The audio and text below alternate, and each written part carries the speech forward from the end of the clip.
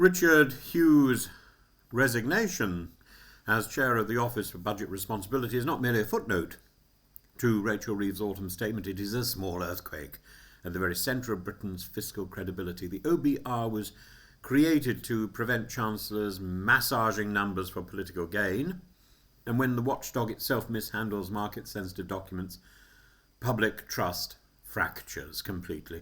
Let's start with the facts. 45 minutes before the Chancellor stood up in the House of Commons, the OBR's entire economic and fiscal outlook appeared online, not through espionage or a hostile foreign hack, but through something far more British, a misconfigured website, and too few staff under too much pressure, and in those moments anyone sharp enough to guess the web address gained a detailed preview of £26 billion in tax rises, welfare changes, and the fiscal assumptions underpinning them.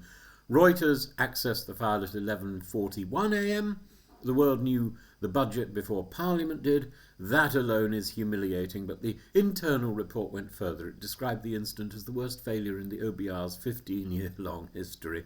It revealed earlier leaks had occurred unnoticed. It criticised leadership, underfunding, and the lack of basic technical safeguards, and it warned that success for amateur sleuths this time would embolden more dangerous actors next time.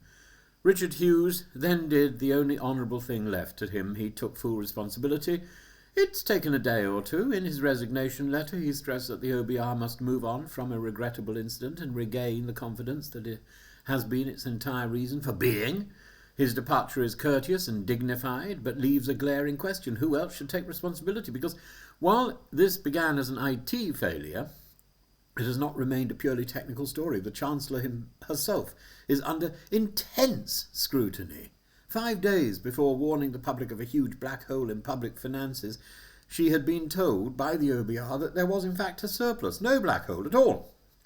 A justification for painful tax rises now looks suspiciously like political theatre. Scotland's First Minister has called for consequences. Keir Starmer has admitted the error was serious.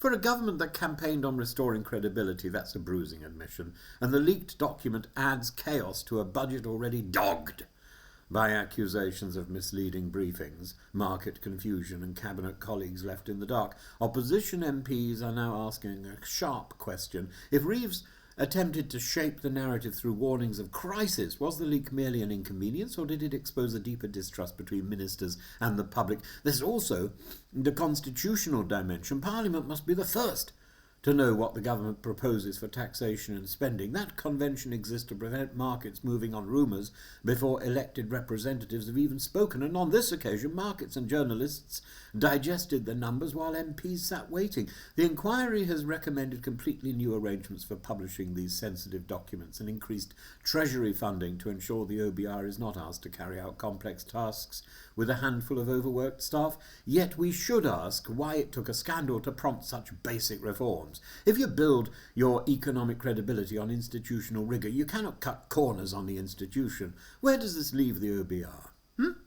In a precarious but recoverable position, maybe. Independent fiscal oversight remains essential to a country still paying the price of lost confidence from past political misadventures. Hughes' departure may help reset the organisation, but independence must be matched by competence. Credibility is hard won and easily lost. Where does it leave Rachel Reeves? Well, that's more incendiary. The technical failure lies with the OBR. The political failure is her own making. If she exaggerated a fiscal crisis to sell tax increases or allowed misleading narratives to run unchecked, then the watchdog's embarrassment is only the start of her troubles. Trust in her economic judgment, the very foundation of Labour's pitch to the nation, well, that's now under strain. This episode is a reminder of something bigger. Economic leadership requires not only numbers that add up, but a relationship of honesty between government and governed. A chancellor cannot demand faith in difficult choices if she appears to manipulate the facts that justify them. A budget is a moment of truth. The truth escaped early, and it has exposed more than one person may care to admit. Richard Hughes has accepted responsibility and gone. The OBR will replace him and move on. Rachel Reeves remains in office, insisting she'll still be Chancellor at the next election. Time will tell. But in the meantime, both the government and its watchdog must rebuild confidence. Markets have long memories. Voters too.